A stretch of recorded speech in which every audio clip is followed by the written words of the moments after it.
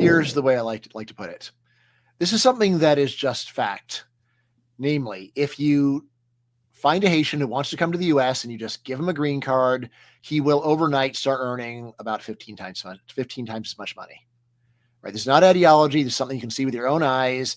All you need to do to radically multiply the earnings of a low-skilled person in the third world is let them come, and they will suddenly be earning vastly more money. As to how this is possible, right? I mean, just to back up, like, if that doesn't amaze you, like, it should. Like, imagine there were a country where you could go where you would suddenly be making 15 times so much money. All they'd have to do is stamp the papers.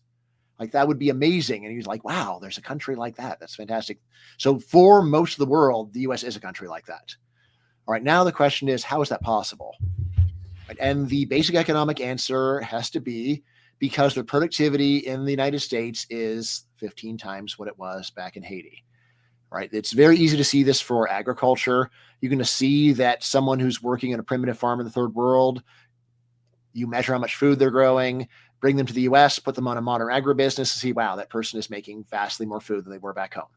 All right, same thing for manufacturing. If you compare primitive home production to a modern US factory, you can say, that person is producing way more than they were back home. The only puzzle really is for services, because you say, well, a Haitian shoe shine does the same thing in the US as he does in Haiti.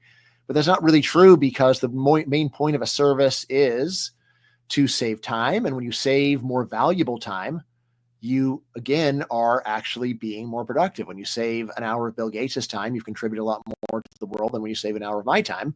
So it's clear that the way that immigration drastically raises the income of immigrants is by allowing them to be much more productive.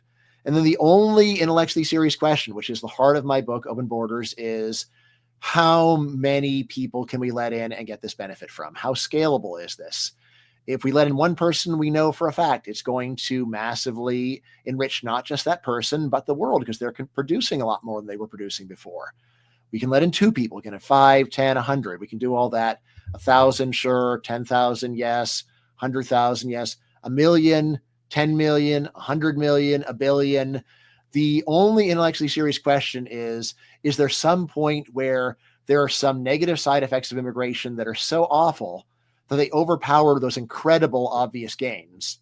What I do in the book is go over all of the major complaints about the alleged horrible, bad side effects of immigration and say some of them are just wrong, and the others are overstated. And so this really is just an incredible opportunity to enrich not just immigrants, but us as their customers. And so, yes, the more the merrier, really. Right? And if you say this is all just a bunch of ivory tower nonsense, say no, wrong. There are a number of countries that are close to the policies I recommend. Which ones? You have the Gulf monarchies. The Gulf monarchies, which let in enormous numbers of foreigners to work, not just high-skilled workers, not just petroleum engineers. They let in drivers, nannies, janitors, cooks. You can look at United Arab Emirates, famous for the city of Dubai, and see that since the country's founding in 1971, they have multiplied their population by a factor of 34. Almost all of that done by immigration. And their economy is one of the richest in the world, right? And if you think about it a bit more, it's like, what else could they have done? Like the whole business model originally is, well, we have all this oil, let's go and drill it, and then we'll share it with the citizens. All right, great. But without those immigrants, what would be happening in Dubai? Would millionaires be paying other millionaires to deliver pizzas?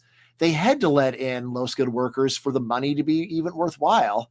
And all of those gains that people are enjoying in the Gulf monarchies could be enjoyed in rich countries around the world if we weren't so stubborn.